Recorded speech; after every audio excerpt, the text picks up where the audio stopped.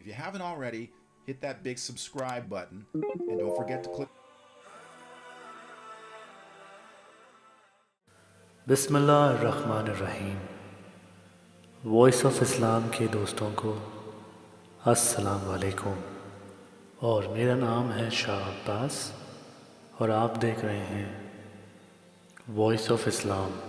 मोहतरम अज़ीज़ दोस्तों, आज का हमारा मौजू कि दज्जाल कब आएगा और दज्जाल की निशानियाँ क्या हैं, और वो जब दुनिया पर आएगा तो दुनिया में कितनी तबाही मचाएगा। तो चलिए बढ़ते हैं आज की इस खूबसूरत वीडियो के जानिब। दज्जाल यूजू की नस्ल से होगा जिसका कद तिगना होगा, दोनों ही पाँव टेढ़े होंगे और जिस्म पर बालों की भरमार होगी। रंग सुर्ख या गंध में होगा।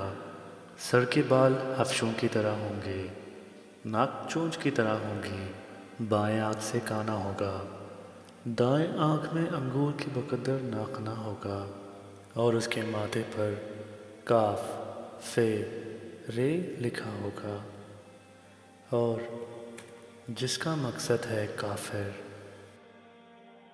इसको हर मुसलमान बआसानी से पढ़ सकेगा। उसकी आँख सोई हुई होगी मगर दिल जागता रहेगा। शुरू में वो ईमान और इस्लाह का दावा लेकर उठेगा, लेकिन जैसे ही थोड़े बहुत मुतब्बईन मैसर होंगे वो फिर नबूवत और खुदाई का दावा करता रहेगा। उसकी सवारी भी इतनी बड़ी होगी कि उसके दोनों कानों का दरमियानी फासला 40 गज का होगा। एक कदम तहते निकाह मसाफत को तय कर लेगा। दज्जाल पक्का झूठा आला दर्जे का शौकेबाज होगा। उसके पास खलों के ढेर और पानी के नहरें होंगे। ज़मीन में मदफून तमाम ख़जाने बाहर निकालेगा। शहद की मक्खियों की मानद रख देगा। जो कबीला उसकी खुदाई पर ईमान ले आएगा, दज्जाल उस पर बारिश बरसा जिसकी वजह से खाने पीने की चीज़ें उबल पड़ेंगी और दरख्तों पर फल आ जाएंगे। कुछ लोगों के दरमियान आकर कहेगा, अगर मैं तुम्हारे माँ और बाप को ज़िंदा कर दूँ तो क्या तुम मेरी खुदाई का इकरार कर लोगे? और लोग हाँ में जवाब देंगे। अब दज्जाल के शैतान उनकी माँ और बाप की शक्ल लेकर नमूदार होंगे। नबी जतन बहुत सारे अफराद ईमान से हाथ धो बैठेंगे। उसकी रफ्तार आंधियों से ज़्यादा तेज़ और बादलों की तरह रवा होंगी। वो करिश्मों और शोकोबाजियों को लेकर दुनिया के चप्पे चप्पे को रोन देगा। तमाम दुश्मनान इस्लाम और दुनिया भर की यहूद उम्मतें उसकी पुष्पनाही करते होंगे। वो मक्का मुअज़्ज़मा में घुसना चाहेगा मगर फ़रिश्तों की पहरेदारी की वजह से घुस नहीं पाएगा। इसलिए नामुराद और ज़लील होकर मदीना मुनव्वरा का रुख करेगा। उस वक्त मदीना मुनव्वरा के 7 दरवाज़े होंगे जिसमें कि हर दरवाज़े पर फ़रिश्तों का पहरा होगा। लिहाजा यहाँ पर भी उसे मुर्गी खानी पड़ेगी। उन्हीं दिनों मदीना मुनव्वरा में 3 मरतबा ज़लज़ला आएगा जिससे घबराकर बहुत सारे लोग बेदीन होकर शहर से निकलकर भाग निकलेंगे। बाहर निकलते ही दज्जाल उसके जाल में इन्हें फंसा लेगा और उनको अपना शिकार बना लेगा। आखिर एक बुज़ुर्ग उससे बहस और मुनाज़रे के लिए निकलेंगे और ख़ास उसके लश्कर में पहुंचकर उसका हाल दरियाफ़्त करेंगे। लोगों को उसकी बातें बुरी गुजरेंगी, लिहाजा उसके कत्ल का फ़ैसला करेंगे, मगर चंद अफराद आड़े आकर उसको रोक देंगे कि हमारे खुदा दज्जाल की इजाज़त के बगैर इसको क़त्ल किया नहीं जा सकता। चुनांचे उस बुज़ुर्ग को दज्जाल के दरबार में इसे हाज़िर किया जाएगा, जहाँ पहुंचकर ये बुज़ुर्ग चिल्ला उठेगा, मैंने पहचान लिया, तू ही दज्जाल मनून है। اور رسول اللہ صلی اللہ علیہ وسلم نے ہمیں تیرے ہی خروج کی خبر دی تھی، اور دجال اس خبر کو سنتے ہی اپنا آپا کھو بیٹھے گا اور اس بزرگ شخص کو قتل کرنے کا فیصلہ سنا دے گا۔ درباری فوراً اس بزرگ کے 2 ٹکڑے کر دیں گے، اور پھر دجال اپنے ساتھیوں سے یہ کہے گا، اب میں اگر اس بزرگ کو پھر سے دوبارہ زندہ کر دوں تو کیا تم میری خدائی کا پختہ یقین کر لو گے؟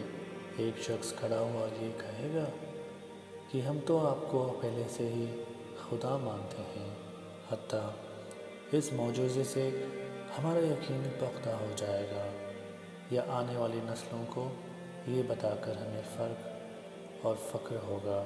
اور پھر دجال اس بزرگ کے 2 ٹکڑوں کو اٹھا کر پھر سے جوڑ دے گا، اور ادھر وہ بزرگ اللہ کے حکم سے پھر سے زندہ ہو جائیں گے، اور یہ کہیں گے کہ اب تو مجھے یقین آ گیا کہ تو ہی ملعون ہے، تو ہی کافر ہے، تو ہی شیطان ہے۔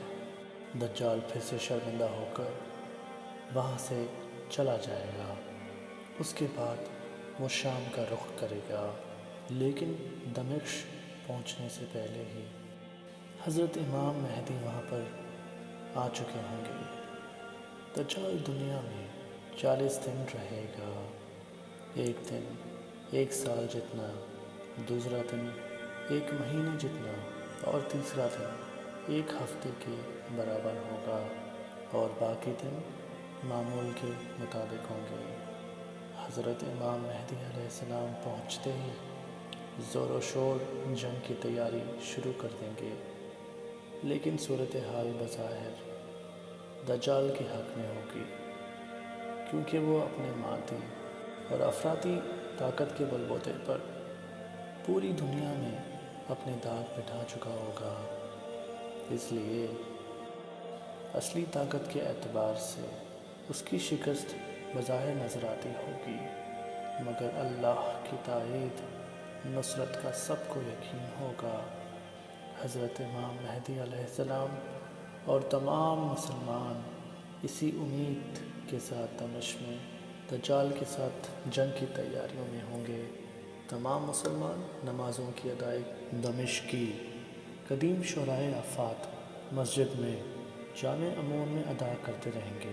ملی شرازہ لشکر کی ترتیب اور یہودیوں کے خلاف سخت بندی منظم کرنے کے بعد حضرت امام مہدی علیہ السلام دمشق میں اسی کو اپنی فوجی سرگرمیوں کا مرکز بنائیں گے۔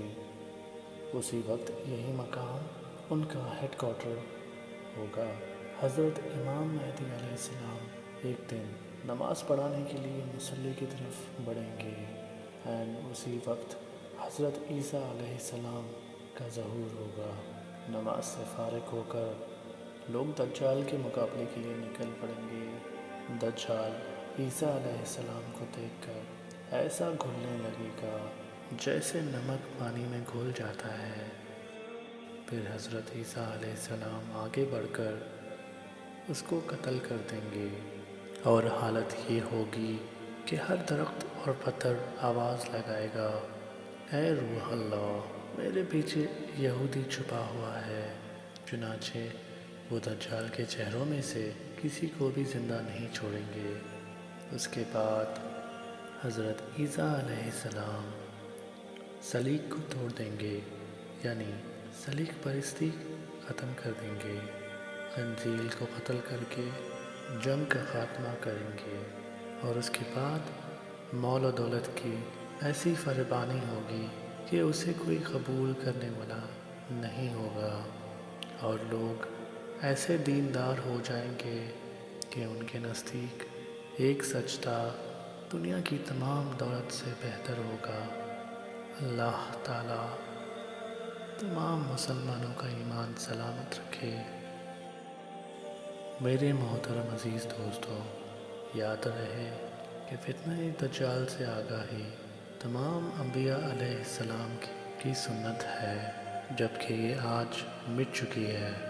لہٰذا اس صورت کو زندہ کرتے ہوئے اس ویڈیو کو زیادہ سے زیادہ شیئر کریں، اپنے دین، اپنے اسلام کو قائم رکھیں، نمازیں پڑھیں اور قرآن کی تلاوت روز کریں۔